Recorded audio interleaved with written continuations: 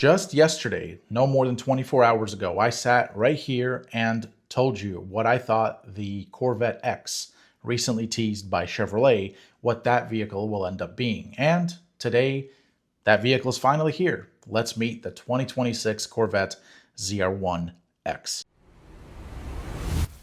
MOTROLIX. Hello everyone, welcome back to GM Authority by MOTROLIX. I'm Alex Luft.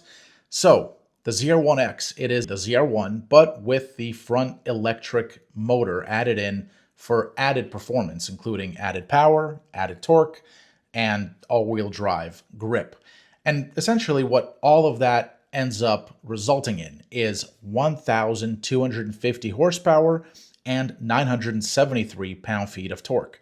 Specifically, of that, the front motor adds 186 horses and 145 pound-feet. All of that, of course, is added to the 1,064 horsepower and 828 pound-feet of torque made by the twin-turbo 5.5-liter V8 LT7 engine. All of that results in a 0 to 60 time of under 2 seconds and a quarter-mile time of under 9 seconds at a trap speed that is over 150 miles per hour.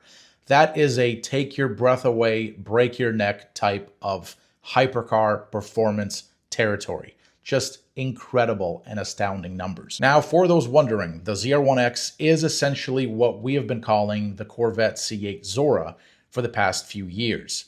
And that essentially, not to, brag too much, but it essentially makes my prediction that I made yesterday in yesterday's video 100% correct. What we're seeing here in the ZR1X is essentially the Zora. Now, the ZR1X very much benefits from the setup used in the C8 E-Ray, which was the first Corvette with all-wheel drive.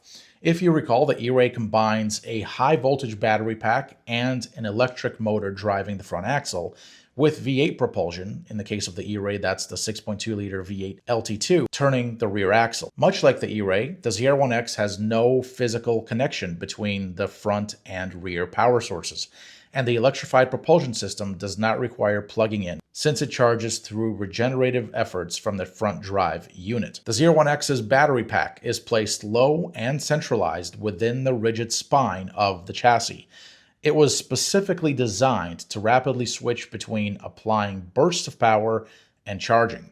Chevy has, in fact, tested this pack at tracks around the world, and it also performed the Corvette's 24-hour track durability test.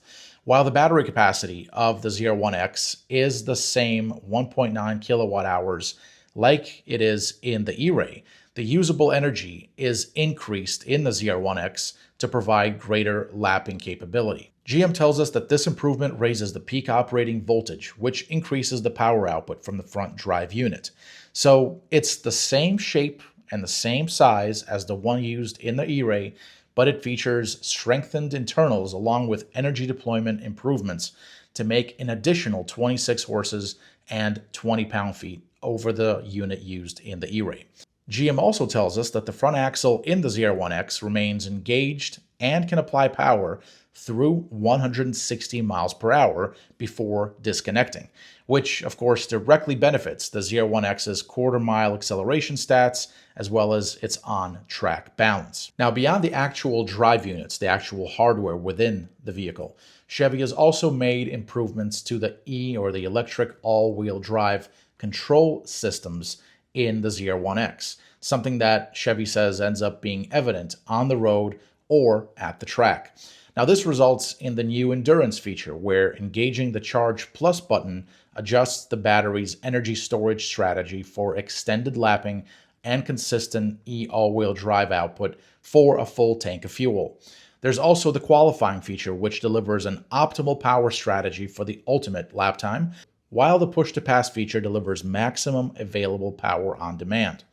And then there is PTM Pro, which is new for all 2026 Corvettes. This drive mode was designed with the ZR1X in mind, delivering the purest driving experience that turns off traction and stability control, but retains the following features as active. First, regen brake torque vectoring, which is engineered to recover peak energy without sacrificing agility. Then front axle pre-control, which actively manages inside front brake pressure to enable maximum corner exit traction. And thirdly, launch control, the customizable settings of which enable rapid acceleration from a standstill. Now, the 1,250 horsepower made by the ZR1X must be tamed. And to do that, the ZR1X features a set of very potent brakes that were developed specifically for the vehicle. I'm referring to the J59 braking package, which is standard on the ZR1X and an option on the regular ZR1.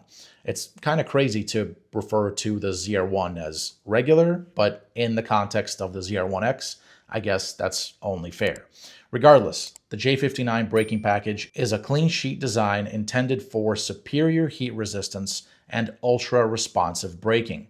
It's supplied by Alcon, not Brembo, and the brakes, they're 10-piston front and 6-piston rear calipers that are mated to 16.5-inch front and rear rotors, the largest diameter rotors ever offered on a Corvette.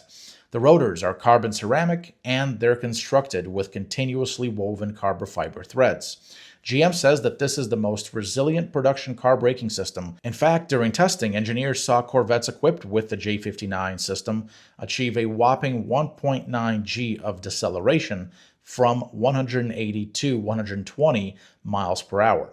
And given that these are carbon ceramics, they dissipate heat very quickly, enabling them to continue to deliver high levels of braking performance turn after turn, lap after lap. And an added benefit, maybe a secondary benefit of J59 is that it actually looks better. The actual rotor looks better and more equal, more even from a surface standpoint than the carbon ceramic brakes of yesteryear. Now, much like the ZR1, the ZR1X will be offered with two chassis configurations, the standard chassis configuration and then the ZTK performance package. Both of these chassis configurations feature magnetic ride control, which adjusts to the drive mode, driver inputs, and to the road surface.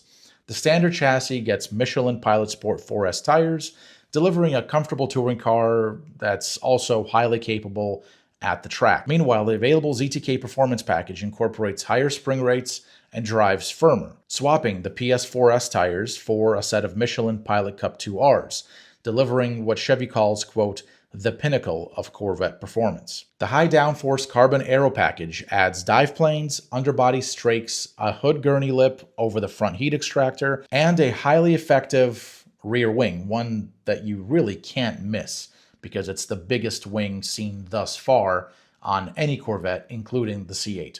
Regardless, this entire package delivers up to 1,200 pounds of downforce at top speed. It's standard on ZTK-equipped cars, and it can also be added to a standard chassis ZR1X. Now, Chevy is calling the Corvette ZR1X, quote, the ultimate expression of the no-compromise 8th generation platform, end quote, since it can be an all-day comfortable tourer, a straight-line rocket, or a racetrack weapon, all in one car. In exactly the same way as the entire Corvette C8 range, the ZR1X will be available as either a coupe or a hardtop convertible. And like all 2026 model year Corvettes, the ZR1X will feature the updated Corvette interior with a new 3-screen layout and a redone center console design, plus new colors and high-quality materials. Assembly will continue to take place at GM's Bowling Green plant in Kentucky, with each LT7 engine hand-assembled by master engine builders at the plant's Performance Build Center. Chevy will announce pricing and availability at a different later date, and that is essentially the Corvette ZR1X. Essentially an electrified Corvette ZR1 that's more capable, more powerful, and it is essentially in fact, what we have been calling the Corvette Zora for the last few years. We will have a lot more about the ZR1X right here on this channel, and we will also have even more than that at gmauthority.com. I'm Alex Luft. Thank you so much for watching, and I'll catch you in the next one.